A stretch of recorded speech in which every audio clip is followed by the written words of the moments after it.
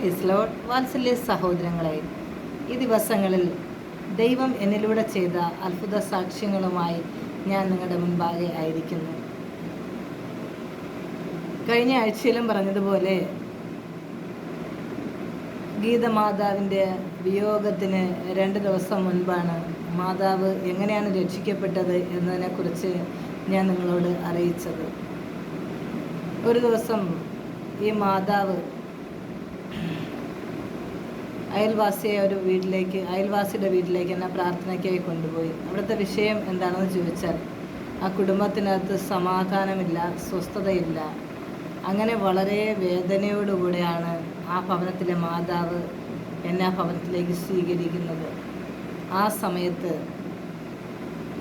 എന്നോട് അവരിങ്ങനെ പറഞ്ഞു, ആ മാതാവ്, എൻ്റെ മകൻ്റെ കുടുംബജീവിതം ശരിയായാൽ നിശ്ചയമായും ഞാൻ ഈ യേശുവിനെ രക്ഷകനായി സ്വീകരിക്കും, ഞാൻ വിശ്വസിക്കും എന്ന് പറയാനിടയായി.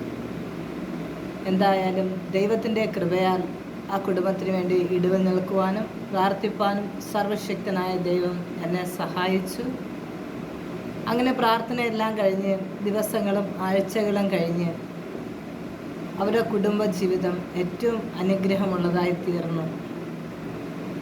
എന്നാൽ എനിക്ക് ഒരിക്കലും നിങ്ങളുടെ മകനെ വേണ്ടെന്ന് പറഞ്ഞ ആ സഹോദരി എൻ്റെ ഭർത്താവിന് എനിക്ക് വേണമെന്ന് പറഞ്ഞ് ഭവനത്തിലേക്ക് മടങ്ങി വരികയും അവർ കുടുംബമായിട്ട് സന്തോഷമായിട്ട് ജീവിക്കുവാൻ തക്കവനിടയായി.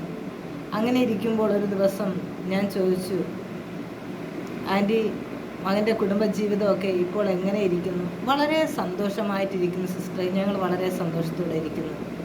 ഓക്കെ, കർത്താവ് അനുഗ്രഹിക്കട്ടെ എന്ന് പറഞ്ഞു. അപ്പോൾ അവർക്കെല്ലാം ബൈബിളൊക്കെ വാങ്ങിക്കൊണ്ട് കൊടുത്തായിരുന്നു. ഞാൻ കടന്നുപോയി. കുറച്ച് ദിവസങ്ങൾ കഴിയുമ്പോഴാണ് ഞാനൊരു വാർത്ത അറിഞ്ഞത്, ഈ മകൻ ആത്മഹത്യ ചെയ്തുവെന്ന്. എന്നെ കേൾക്കുന്ന വാത്സല്യ സഹോദരങ്ങളെ, ഈ വിഗ്രഹത്തെ ആരാധിക്കുന്ന ഈ കുടുംബം അവർ ദൈവത്തോട് നിലവിളിച്ചപ്പോൾ ദൈവം അവരുടെ പ്രാർത്ഥനയെ കേട്ടു. അവരുടെ കുടുംബജീവിതത്തെ ദൈവം പണിതു.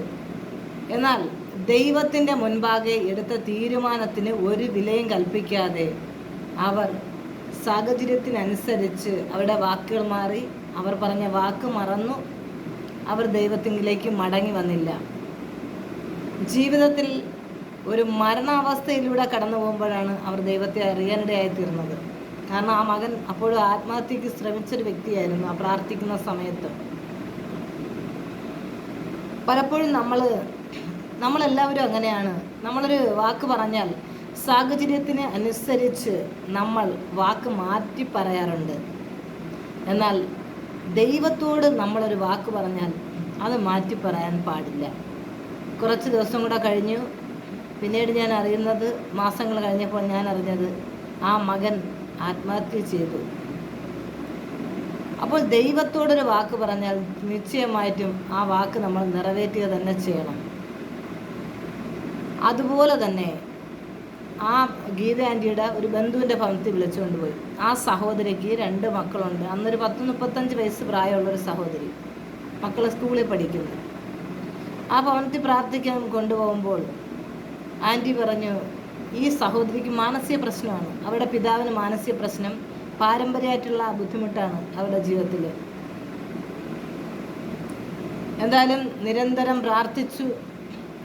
ആ സഹോദരിയെ ആ മാനസിക വിഭ്രാന്തിയിൽ നിന്ന് സർവശക്തനായ ദൈവം വെടിവെപ്പാൻ ഇടയായി തീർന്നു. അപ്പോൾ അവരോട് പറഞ്ഞ ഒരൊറ്റ കാര്യമേ ഉള്ളൂ, ഇനി നിങ്ങൾ വിഗ്രഹത്തെ ആരാധിക്കാൻ പോകരുത്. സർവശക്തനായ ദൈവം നമ്മളെ സൃഷ്ടിച്ചു. ആ ദൈവത്തെ, നമ്മളെ സൃഷ്ടിച്ച ദൈവത്തെ കൈകൊണ്ടൊരു കല്ലിലോ മുള്ളിലോ ഒരു പേപ്പറിലോ ഒരു പെയിൻറ്റിങ്ങിലോ ഒതുക്കി വെക്കാൻ കഴിയത്തില്ല ദൈവത്തിൻ്റെ ശക്തി. അതുകൊണ്ട് തന്നെ ഇനി നിങ്ങൾ വിഗ്രഹത്തെ കുമ്പിടരുതെന്ന് പറഞ്ഞു. ഇനി നിങ്ങൾ എപ്പോഴാണ് വിഗ്രഹത്തിൽ ആശ്രയിക്കാൻ പോകുന്നത്, വിഗ്രഹത്തെ ആരാധിക്കാനായി പോകുന്നത്, ആ നിമിഷം നിങ്ങൾ പിശാച് കടക്കുകയും ഈ സഹോദരി ആത്മഹത്യയിലേക്ക് കൊണ്ടുപോകുമെന്ന് വളരെ വ്യക്തമായി പറഞ്ഞ കാര്യമാണ്.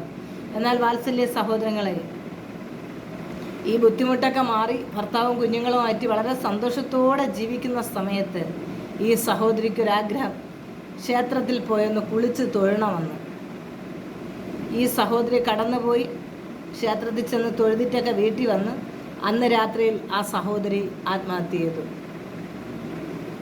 അപ്പോൾ ഈ ആൻറ്റി പറഞ്ഞിരുന്നു ഇതുപോലെ ആത്മഹത്യ ചെയ്തു, ക്ഷേത്രത്തിൽ പോയിട്ടൊന്ന് രാത്രിയിൽ തൂങ്ങി മരിച്ചു. എനിക്ക് പോയൊന്ന് കാണണമെന്നൊക്കെ ആഗ്രഹം ഉണ്ടായിരുന്നു. പക്ഷേ ഞാൻ അവിടെ പോയി കഴിഞ്ഞാൽ അവിടെ കൂടിയിരിക്കുന്ന ജനം എൻ്റെ നേരെ തിരിയും, അതുകൊണ്ട് വരണ്ടെന്ന് ആൻറ്റി എന്നോട് പറഞ്ഞു. ബിന്ദു സിസ്റ്റർ വരണ്ട. എന്നെ കേൾക്കുന്ന പ്രിയ സഹോദരങ്ങളെ, ഞാൻ വളരെ വേദനയോടെയാണ് പിന്നെ ആ സഹോദരൻ ബിസിനസ്സുകാരൻ്റെ കടയുടെ ഫ്രണ്ടിൽ കൂടെ പോകുമ്പോൾ ഞാൻ വളരെ ഭാരത്തോടെ ആദ്യത്തെ ദിവസം കടന്നുപോയി. ഈ സഹോദരി മരിച്ചു കുറച്ച് ദിവസം കഴിഞ്ഞപ്പോൾ അങ്ങനെ വിഷമിച്ച് കടന്നു പോകുമ്പോൾ ആ സഹോദരൻ ഞാൻ എങ്ങനെ ഫേസ് ചെയ്യുമെന്ന് ഓർത്ത് ഞാൻ കടന്നു പോകുമ്പോൾ ആ സഹോദരൻ എന്നെ വിളിക്കണം, ബിന്ദു സിസ്റ്ററെ വരണം. ഞാൻ എന്ത് പറയണമെന്ന് എനിക്കറിയത്തില്ല, എങ്ങനെയാണ് ആ സഹോദരനെ ആശ്വസിപ്പിക്കേണ്ടതെന്ന് എനിക്കറിയത്തില്ല. കാരണം വളരെ ഒരു നല്ല യൗവനക്കാരനായ ഒരു സഹോദരനാണ്. അവൻ ഭാര്യ നഷ്ടപ്പെട്ട് ജീവിത പങ്കാളില്ലാതെ കുഞ്ഞുങ്ങളെ വളർത്തി ജീവിക്കുകയാണ്. അപ്പോൾ എന്നെ കണ്ട ഉടനെ എന്നോട് പറയുകയാണ്, ബിന്ദു സിസ്റ്റർ എന്തിനാണ് വിഷമിക്കുന്നത്? സിസ്റ്റർ പറഞ്ഞല്ലോ ഇനി വിഗ്രഹത്തെ ആരാധിക്കാൻ പോകരുതെന്ന്. ഞാനും അറിഞ്ഞില്ല, അവൾ പോയി ഇങ്ങനെ സംഭവിച്ചു. എന്നെ വിഷമിച്ചിട്ട് എന്ത് ചെയ്യാനാ എന്ന് പുള്ളി എന്നെ ആശ്വസിപ്പിക്കുകയാണ്. അപ്പോൾ നമ്മളെ ഹൃദയത്തെ കാണുന്നൊരു ദൈവമുണ്ട്, നമ്മളെ ഉള്ളത്തെ അറിയുന്നൊരു ദൈവമുണ്ട്. അപ്പോൾ വിഗ്രഹത്തെ ആരാധിക്കുന്നത് പാവമാണ്. ഈ രണ്ട് സാക്ഷികളും ഇന്ന് വാർക്കലം ചേർത്ത് പറയുവാൻ സർവശക്തനായ ദൈവം തന്ന ഭാഗ്യത്തിനായിട്ട് ഞാൻ നന്ദി പറയുന്നു.